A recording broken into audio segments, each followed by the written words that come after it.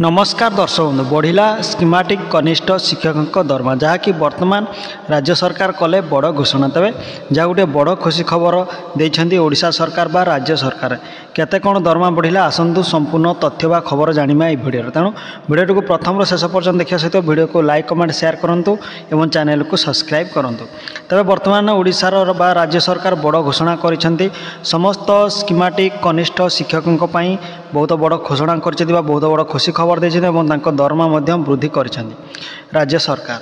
तेबे उपकृत हेबे समग्र शिक्षा अधीन में प्राथमिक यूपी स्कूल नियुक्ति होता 13,704 स्कीमेटिक कनिष्ठ शिक्षक तेबे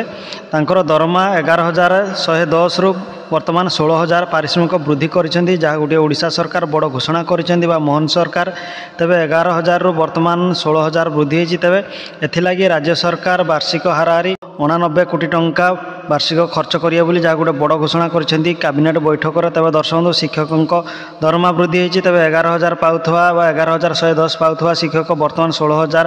पारिश्रमिक वृद्धि कर ओडिशा सरकार जहाँ गोटे बड़ खुशी खबर।